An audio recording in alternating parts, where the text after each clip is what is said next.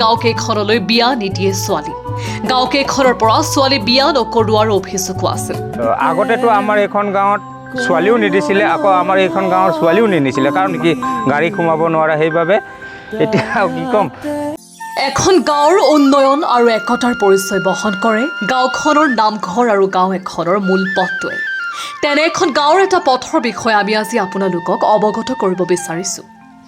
এসময়ত ৰাইজক জ্বলা-কলা খুওৱা বিহালী সমষ্টিৰ অন্তৰ্গত 15 নং ৰাষ্ট্ৰীয় ঘাইপথৰ পৰা ৰঙাজানকে ধৰি কেইবাখনো গাঁও সংযোগী প্ৰায় 4 কিলোমিটাৰ দৈৰ্ঘ্যৰ এটি পথে এসময়ত যুৱক-যুৱতীসকলৰ বিয়া বাৰুৰ ক্ষেত্ৰতো বাধা হৈ থিয় হোৱা বুলি ৰাইজে জানিবলৈ দিছিল। পথটোৰ দুৰৱস্থাৰ বাবে এই গাঁওকেইখনলৈ বিয়া নিদিয়ে ছোৱালী।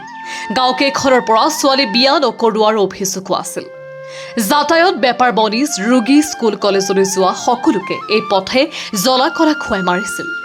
বৰ্তমান সময়ত এই পথটো নিৰ্মাণৰ কাম দ্ৰুতগতিত আগবাঢ়িছে।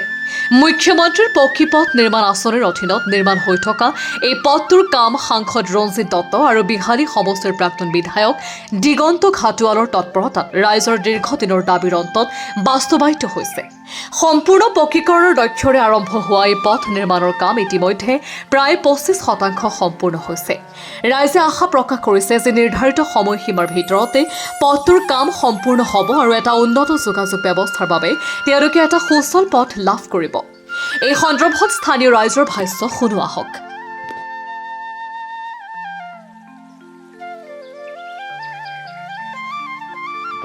মোৰ এতিয়া হ'ল 45-40 মানে পাবলৈ হৈছে। মই ইমান দিনৰ এতিয়া মোৰ নিজৰ এইটো গাঁও জন্ম হোৱাৰ পৰা মই এনেকৈ পাই আছোঁ, লিখা হ'ল কথাটো। ৰাস্তাটো বহুত একেবাৰে আছিলে, বহুত বেয়া, মানে এটা ডেলিভাৰী কেছো যাব নোৱাৰে তাত। মেডিকেল মানে বুকিং নিব লাগে বা ঠেলাত নিব লাগে, ঠেলা যাবলৈও সুবিধা। সেইকাৰণে এতিয়া যোনটো চৰকাৰ বিজেপি চৰকাৰ আহিছে, এই চৰকাৰটো লৈ বহুত ধন্যবাদ জনাইছোঁ ৰাস্তাটো হোৱাৰ কাৰণে। আৰু ৰাস্তা আছিলে যে কোনোবা ধৰক য'ৰে পৰা হওক মানুহ খুদে ৰাস্তাটো ইমান বছৰ হৈ গৈছে, এনেকুৱা হৈ গৈছে, এতিয়ালৈকে হোৱা নাই। চব পিনে হৈ গ'ল ৰাস্তা, এইটো কি হৈছে কি নাই, এতিয়া ইয়াৰ মানুহবিলাক কেনেকৈ কি ধৰণৰ এইবিলাক কয় আৰু যে এতিয়া এইটো আমাৰ চৰকাৰ অহাৰ পৰা ৰাস্তাটোৱে পৰিচয় আমাক দিয়ে।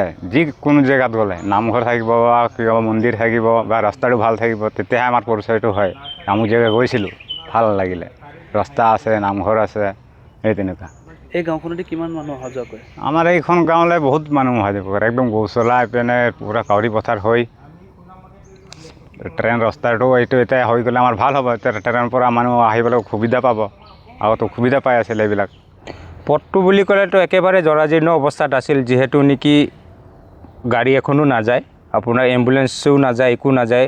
আৰু যিহেতু নেকি বাৰিষা কালত আমাৰ স্কুলীয়া ল'ৰা ছোৱালীও অহা যোৱাৰ ক্ষেত্ৰত বহুত অসুবিধা আছিল। যিহেতু নেকি সপোনটো পূৰণ হ'বলৈ গৈছে একমাত্ৰ আমাৰ ৰঞ্জিত দত্ত ছাৰৰ বাবে, যিহেতু নেকি সেইবাবে মই গাঁওবাসী হৈ মই ৰঞ্জিত দত্ত ছাৰক ধন্যবাদ জনাইছোঁ। এই ক্ষেত্ৰত মানে কি, যিহেতু নেকি আমাৰ পথটোৱে নাছিল, সেইবাবে আমি একেবাৰে মানে 100 বছৰ পিছত থকা যেন লাগিছিল। যিহেতু নেকি মানুহে আমাক চিনিয়ে নাপায়, ৰঙাজান বুলি ক'লে একেবাৰে দৰিদ্ৰ গাঁও বুলিয়ে চবে গণ্যমান্য কৰিছিল আমাক।